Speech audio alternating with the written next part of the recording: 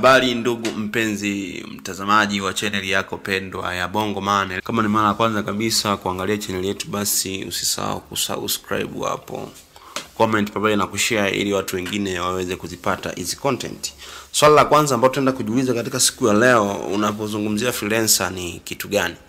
Tunapozungumzia swala la freelancer, ina maana tunamaanisha kwamba ni watu au vijana au mtu yoyote yule ambaye anaweza akafanya kazi kama kibarua badala ya mtu mwingine. Huyo ndo tunazungumza freelancer. Inakuwaje?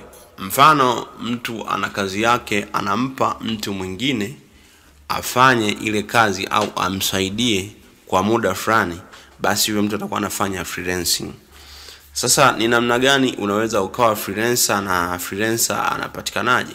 Kwa mfano, katika mfumo sasa hivi wa ajira, watu wengi wana ujuzi mbalimbali, lakini imekuwa ni swala gumu sana katika kupata ajira.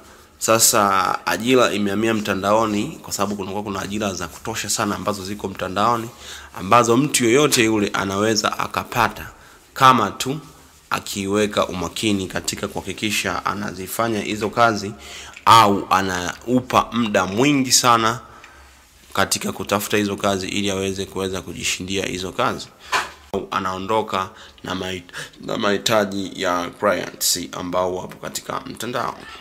Unaweza ukawa freelancer.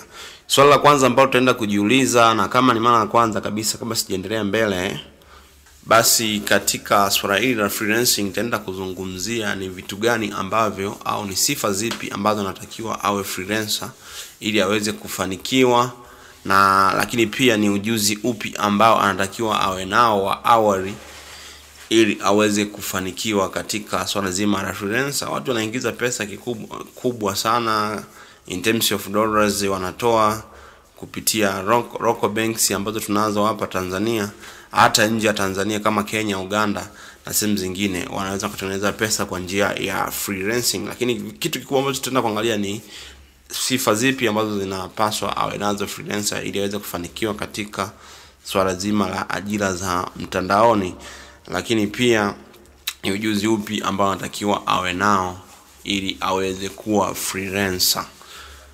Lakini pia ukumbuke kwamba kuna darasa ambalo tunalitoa ambalo linafundisha freelancing na namna gani utaweza kuwa freelancer, lakini pia linafundisha ujuzi mbalimbali ambao unaweza kufanya na ukajiingizia kipato kupitia huo. Basi kabla hujaendelea, kama ni mara ya kwanza kabisa unaangalia hii channel, basi usisahau kusubscribe, comment pamoja na kushare ili wengine waweze kupata content.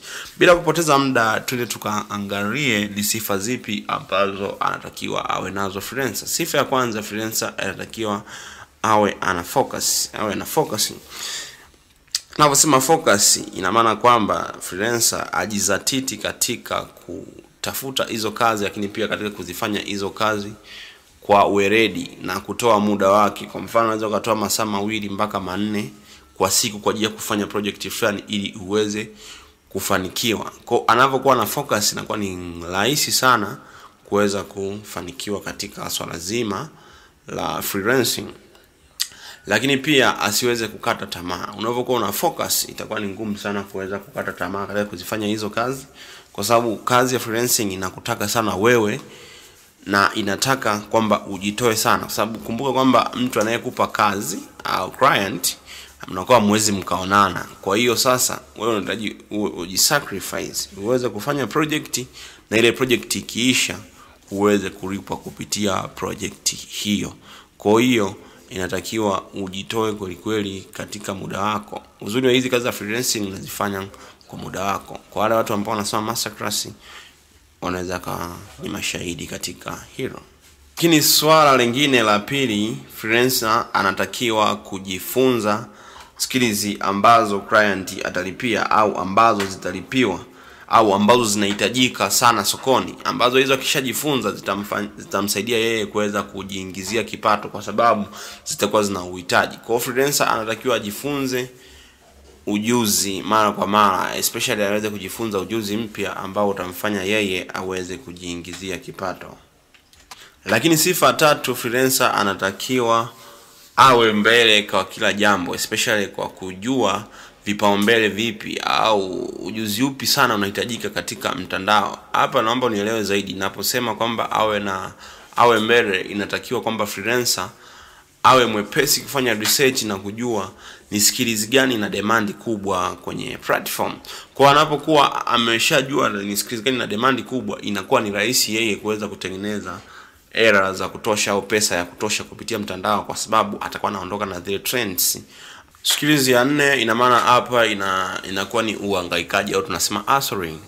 Hustling inamaanisha kwamba unatakiwa kupambana baada ya freelancer kuweza kujiunga katika platform mbalimbali au majukwaa mbalimbali ambayo yatamsaidia yeye kujiingizia kipato kama vile Upwork, lakini pia kuna Fiverr, lakini pia kuna People per Hour na zingine nyingi sana. Anaweza akatengeneza kipato, lakini kinachohitajika ni kwamba aweze kuwa na qualities ambazo nimezitaja hapo nyuma, au hizo sifa ambazo ziko hapo nyuma, ili aweze kufanikiwa katika majukwaa. Hebu chukulia kwa mfano unafanya translation. Unafanya translation, na katika translation labda ukifanya kazi moja translation unalipwa shilingi 30,000. Kama unalipwa shilingi 30,000 kwa translation moja, let's say umepata wateja 15, afu chukua 30 kwa 15, ambapo ukichukua 30,000 kwa mara 10 ni 300,000, ambapo hapo nimechukua ni kwa average ya mwezi. Kwa mfano umepata wateja 15 na wote wamekulipa kwa rate ya chini. Hiyo ni mfano, umelipwa shilingi 30,000 kwa rate ya chini kabisa. Ukipiga mara 10 pale unapata shilingi 300,000, ambapo ikiwa wateja 15 unakuwa unapata kama kitu kama 3 mara 5 inakuwa 15, unapata kama 450,000. Kitu kama 450,000 kwa mwezi, ni kwa rate ya chini kabisa.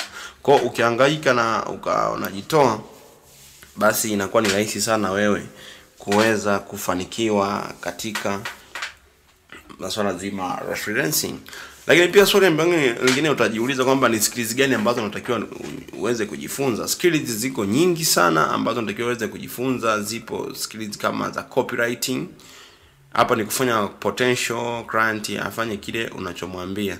Hii ni kama vile content marketing. Tofauti ni kuwa copywriting ina focus zaidi kwenye kumfanya potential client achukue hatua fulani unayomtaka achukue.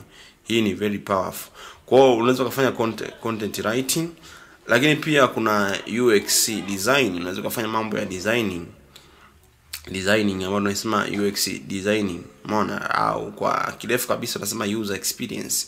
Ukaweza kufanya hizo designing, ukadesign blogs, website, hapo pia unaweza kujiingizia kipato. Lakini pia ukasoma mambo ya Facebook ads, mambo ya matangazo ya Facebook, pia ukajiingizia kipato. Pia ukasoma web development, pia ukatengeneza kipato. Ukasoma online video assistants, umeona. Hii inaweza kumsaidia mfanyabiashara, mmiliki wa e-commerce store, au mfano kuendesha store yake.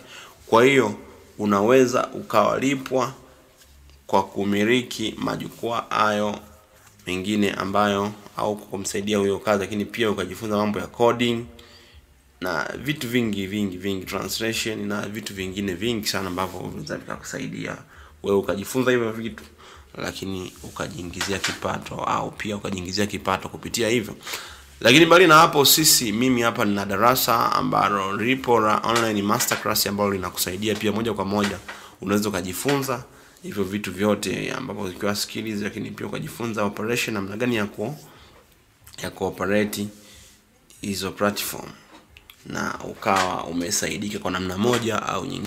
Nisio na mambo mengi katika siku ya leo. Kama ni mara ya kwanza na umependa content hizi, basi usiache kusubscribe pamoja na kucomment pamoja na kushare ili wengine waweze kupata. Lakini pia kama unahitaji mafunzo ya freelancing, especially masterclass ambayo tunaitoa kila siku, basi unaweza tukawasiliana. Mawasiliano hapo kwenye description. Nikutakie wakati mwema na mafanikio mema katika mahangaiko yako ya kila siku. Niseme asante, tuonane katika video ijayo.